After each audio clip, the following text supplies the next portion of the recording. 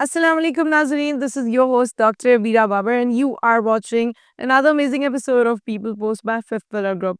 हमेशा की तरह एक और बेहतरीन एपिसोड के साथ हम आपके सामने हाजिर हो चुके हैं and the best part is this, आज की जो हमारी गेस्ट हैं she is not only doing PhD in communication studies but she has a vast career in the field of beauty. यानी कि वो as a beauty consultant काम कर चुकी हैं, beauty consultant भी रही हैं, अभी भी she is working on lots and lots of things. उसके साथ ही साथ एक टीवी चैनल की प्रोड्यूसर भी हैं and the most important thing is that she herself is a symbol of women empowerment. और ख़वातीन की एम्पावरमेंट के लिए कम्युनिकेशन स्किल्स होना कितना ज़रूरी है।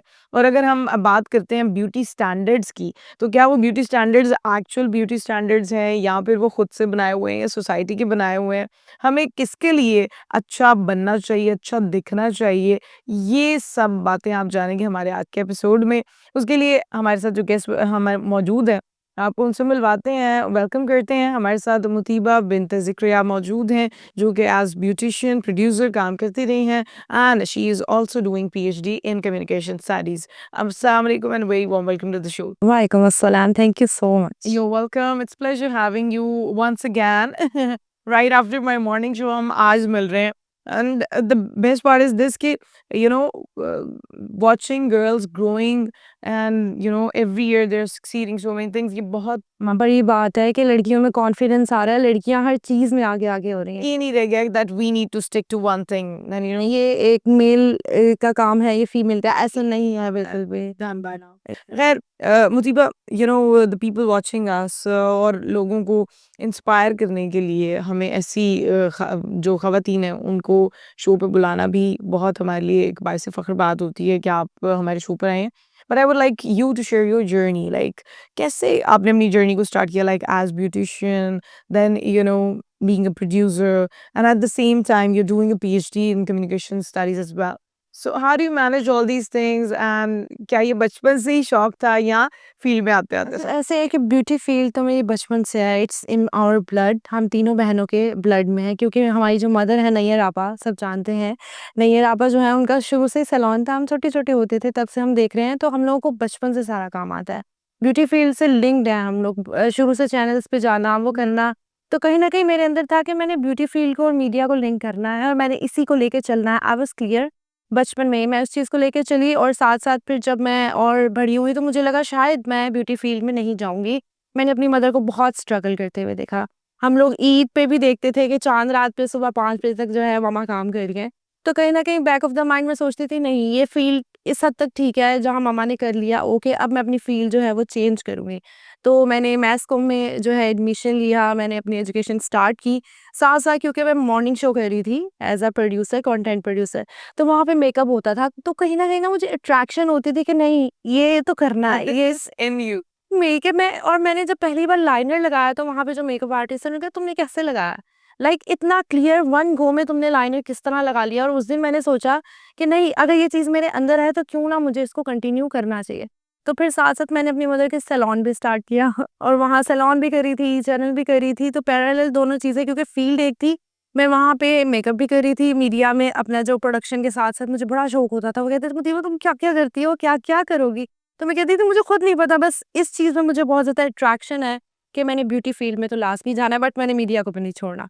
तो दोनों को साथ-साथ लेके मैं and I think it all in a way कि आप आर्ट में ही हैं, बी एन आर्ट।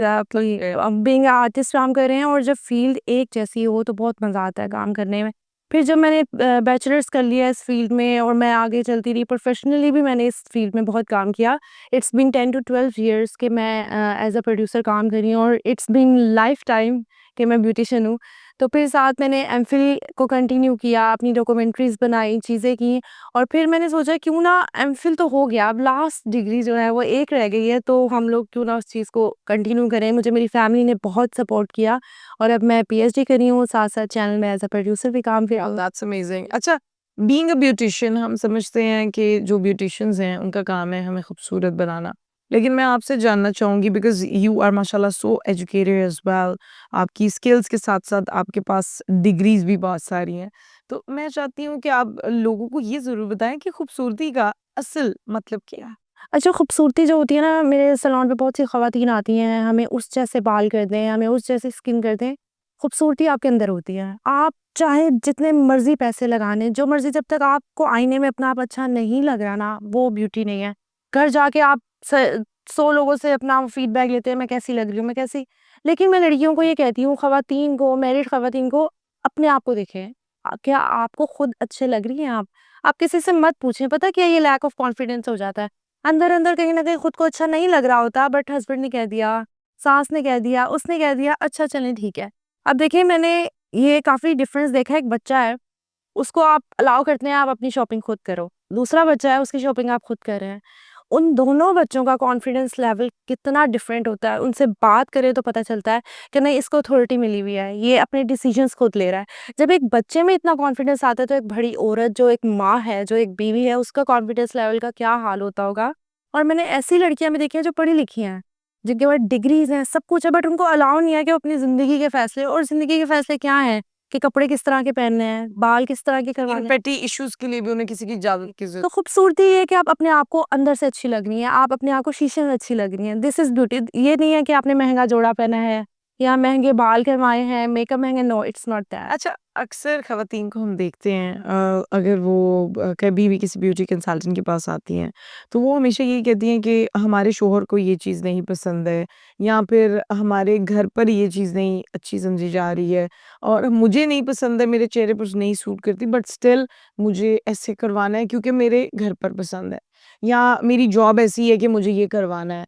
कोई जॉब्स की भी रिक्वायरमेंट्स होती हैं। आप क्या समझती हैं कि ये जो हम किसी न किसी सांचे में अपने आप को हर बार डाल देते हैं और अपनी पर्सनैलिटी में खुद ही अपना आप नहीं रह पाते हैं, तो what do you have to say about it कि हमें दुनिया के पैरामीटर्स के हिसाब से अपने आप को एक स्टैंडर्डाइज्ड ब्यूटी स्टैंडर्ड पे उतरना चाहिए या नहीं? आई थिंक ऐसा कुछ भी नहीं है, ऐसा बिल्कुल नहीं करना चाहिए। एक जब आप दुनिया के हिसाब से चलना शुरू करते हैं, तो आपके अंदर एक फ्रस्ट्रेशन जो है, वो आहिस्ता-आहिस्ता करके ना इकट्ठी होने लग जाती है। वो पता नहीं चल रहा होता कि क्या हो रहा है, हार्मोन्स चेंज हो रहे हैं, गुस्सा आ रहा है, क्या हो रहा है? क्योंकि आप लोगों की रिक्वायरमेंट पूरी कर रहे हैं, आप अपनी रिक्वायरमेंट पूरी नहीं कर रहे। जैसे सैलून पे एक आई हैं, औरत आई हैं, उनको एक बाल बड़े अच्छे लगे हैं, वो करवा गई हैं, वापस आई हैं, नहीं मेरे हस्बैंड को अच्छे नहीं लग रहे, लेकिन मुझे बड़े अच्छे लग रहे हैं। वो अपने आप को शीशे में देखेंगी, थोड़ी देर वेट करेंगी कि नहीं, मैं अपने आप को थोड़ी देर ऐसे देख लूँ, फिर आप इसको ख़त्म कर दीजिएगा, मेरे हस्बैंड को नहीं अच्छे लग रहे। वो चीज़ औरत को कितना फ्रस्ट्रेट करती है। आप देखें कि फिर वो अपने बच्चों पे फ्रस्ट्रेशन निकलता है, उनको नहीं पता चल रहा होता कि उनकी लाइफ़ कितनी मेस्ड अप हो गई है। उनको समझ नहीं आ रही होती, क्योंकि उनको उनकी ज़िंदगी के फैसले ही नहीं लेने दिए जा रहे होते, और वो ये भी नहीं है कि मैंने उधर जाना है, मैंने ये करना है, वो सिर्फ़ ये है कि मैंने इस तरह का दिखना है। उस पे भी जो है वो सासू माँ, उस पे भी जो है सास, उस पे हस्बैंड, मतलब ये सारी चीज़ें लोगों लोगों को पॉइंट ऑफ व्यू देना नहीं बनता। आई थिंक एक औरत को उसकी ज़िंदगी के छोटे-छोटे फैसले जो हैं वो लेने देने चाहिए। मिनिमलिस्टिक भी तो आपको कुछ तो होना जो होते हैं ना, वो ज़िंदगी में बहुत बड़े जो है वो चेंज इम्पैक्ट लेके आते हैं, ऐसे दैट्स में। ट्रू। अच्छा, अगर हम बात करते हैं मतलब सैलून इंडस्ट्री की अगर हम बात करते हैं, क्योंकि आपका बराह रास्त ताल्लुक है उससे भी। आप क्या समझती हैं कुछ सैलून्स और कुछ सैलून के जो कह लें एम्प्लॉइज़ हैं, उनकी एक पॉलिसी होती है to literally make you feel so bad. मतलब अगर एक लड़की जो है सिर्फ़ आईब्रोज़ करवाने के लिए चली गई है, तो उसको वो जो है सैलून वाली, अब अक्सर मीम्स भी बनते हैं, वो कहने लग जाएँगी आपके बाल कितने ख़राब हैं, आपकी स्किन कितनी ख़राब हो गई है। तो वहाँ पर भी बहुत लैक ऑफ कॉन्फिडेंस आ जाता है। In the beauty industry as well, मैं चाहूँगी आप being a very well educated lady, क्या समझती हैं कि ब्यूटी इंडस्ट्री में जो हमने ये पॉलिसी बना ली हुई है कि हम किसी को बताएँगे जी, कि आप बताएँगे भी नहीं, हम बिल्ट कर देंगे उसके दिमाग। तो ये मतलब किस तरह से ये निकलना चाहिए, या ये ठीक है, कई लोग ठीक भी राय दे रहे होते हैं, तो इसको कैसे डिफरेंशिएट कर सकती हैं खबर? अच्छा, सबसे पहले ख़वातीन को खुद को देखना चाहिए कि मेरे बाल क्या वाक़ई ख़राब हो रहे हैं? क्या मेरी स्किन वाक़ई ख़राब हो रही है? सैलून देखिए, वो मार्केटिंग करनी है उन्होंने, जो मर्ज़ी हो जाए, उन्होंने अपना फेशियल भी बेचना है, उन्होंने अपना हेयर कलर भी बेचना है, उन्होंने सब कुछ करना है। खुद रेडी होके जाना चाहिए मेंटली कि भई मुझे ये चीज़ करानी है, मुझे ये चीज़ नहीं करानी है। वहाँ पे जाके फिर जब केराटिन हो जाती है, रिबॉन्डिंग हो जाती है, जब बाल बिल्कुल ख़राब है, फिर आप क्लेम नहीं कर सकते। आप वहाँ जितना मर्ज़ी लड़ लें, देखिए आपने अपनी कंसेंट से, अपनी मर्ज़ी से ट्रीटमेंट्स करवाई हैं। बिल्कुल ब्यूटी इंडस्ट्री जो एक मार्केटिंग स्ट्रेटजी है और कुछ भी नहीं है, और सिंपलिसिटी इज़ द बेस्ट। मैं मेरे पास भी जब ख़वातीन आती हैं, वो कहती हैं हमें एकदम चेंज कर दें। नहीं, आप अपने में रह के, अपने कवर में रह के खूबसूरत बन सकती हैं। You should look like you. Exactly, बिल्कुल चेंज नहीं होना चाहिए कि बाल गोल्डन कराएँ, हमारी आईब्रोज़ भी गोल्डन कर दें, ये मतलब बहुत ज़्यादा चेंजिंग की तरफ नहीं जाना चाहिए। सैलून वाले आपको मशवरा दे सकते हैं। आप जब किसी मार्केट में जाते हैं, बहुत सारे कपड़े होते हैं। वो आपको कहते हैं ये भी खरीद लें, ये भी खरीद लें, बट इट्स योर चॉइस कि आप किस चीज़ की तरफ जा रहे हैं। हाँ, ये बड़ा इम्पोर्टेंट है कि हमने खुद क्या चूज़ किया। अच्छा, ख़वातीन में लैक ऑफ कॉन्फिडेंस की क्या वजूहात हैं? और किस तरह से ख़वातीन अपने अंदर कॉन्फिडेंस लाकर अपनी शख्सियत को बदल सकती हैं? अच्छा, कॉन्फिडेंस का मेन जो चीज़ होती है ना, वो घर से स्टार्ट होती है। जब घर में आपके पेरेंट्स बच्चियों को जो है वो कॉन्फिडेंस देते हैं, अपनी चीज़ें बाहर जाने देते हैं। मैं ये नहीं कह रही हूँ कि बिल्कुल छूट दी जाए, बिल्कुल पूछा ही ना जाए, बट कहीं न कहीं लड़कियों को उनके डिसीज़न्स जो हैं वो लेने देने चाहिए, छोटे-छोटे, चाहे शॉपिंग के हैं, चाहे स्टडीज़ के हैं। अब मैं चाहता हूँ मेरी बेटी डॉक्टर बने, मैं चाहती हूँ मेरी बेटी डॉक्टर बने। आस्क हर कि वो क्या बनना चाहती हैं? क्या वो उस करियर को परस्यू करना चाहती हैं? क्या वो ब्यूटिशियन बनना चाहती हैं? क्या वो फैशन डिज़ाइनर बनना चाहती हैं? और आई थिंक कोई फील्ड बुरी नहीं होती। जब एक लड़की अपने दिल से कोई काम करती है ना, तो वो कुछ ब्रांड बन के ही निकलती है।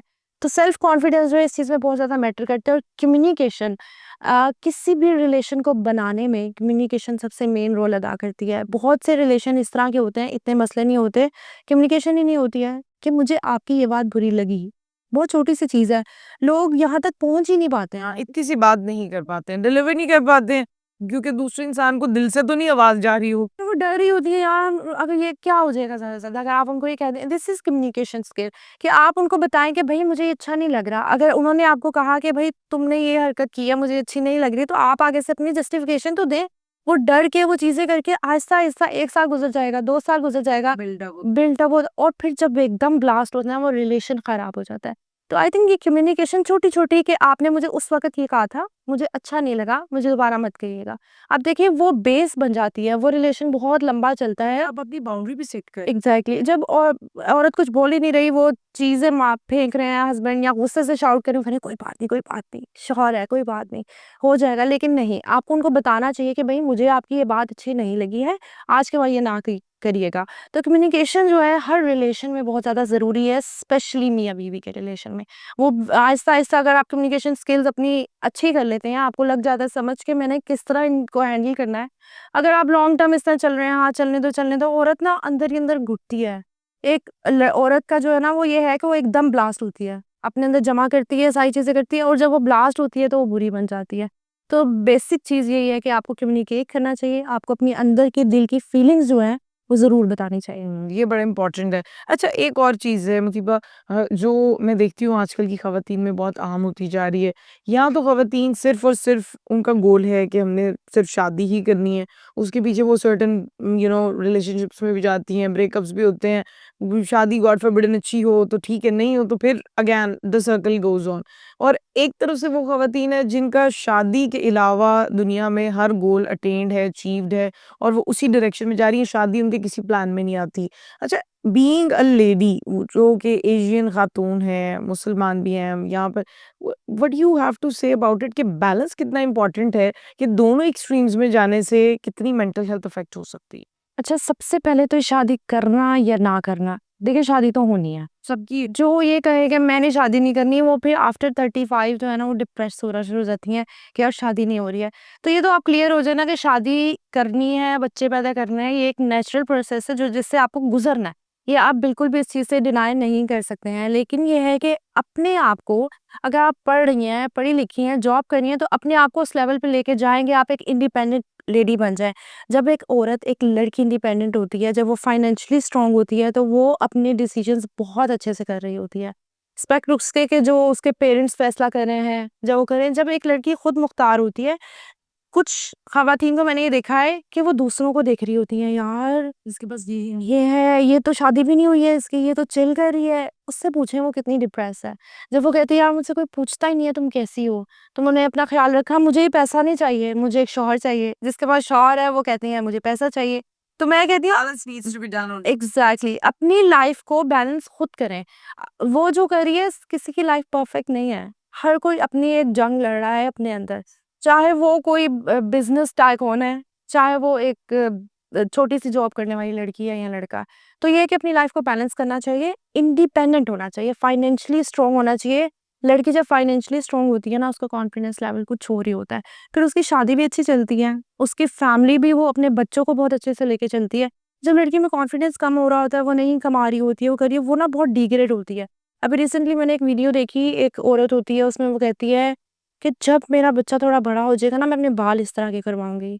जब बच्चा बड़ा हो जाए हाँ, थोड़ा-सा बड़ा हो जाएगा, फिर जब ये हो जाएगा तो मैं ऐसे कपड़े खरीदूँगी, ऐसे। तो एक दिन ना वो मर जाती है, तो उसकी फ्रेंड कहती है अगर ये उस वक़्त ही छोटी-सी चीज़ थी, अपनी ख्वाहिश पूरी कर लेती तो क्या हो जाता? तो आप छोटे-छोटे स्टेप्स में अपनी छोटी-छोटी ख्वाहिशें पूरी कर सकते हैं, आप किसी चीज़ का वेट करने की ज़रूरत नहीं है, कि तब ये होगा तो मैं ये करूँगी। Thank you so much, Mutiba. It's pleasure meeting you once again, and inshallah we'll keep on meeting as well, and just keep motivating the ladies and everyone around yourself as you've always been doing. Thank you so much. और आपने देखा हमारे साथ miss मुतीबा मौजूद थी. She is as lively as her portfolio is, और उसके साथ ही साथ she is a symbol of women empowerment, and I really appreciate such ladies. I hope आप उनसे बहुत कुछ सीख सकें और अपनी लाइफ में कोई पॉजिटिविटी इस शो से ज़रूर ऐड कर सकें। इसी नोट के साथ अपनी मेज़बान डॉक्टर वीरा बाबर को इजाज़त दीजिए। इंशाल्लाह बहुत जल्द दोबारा मुलाकात होगी, तब तक के लिए आपका और हम सबका अल्लाह हम या नासिर।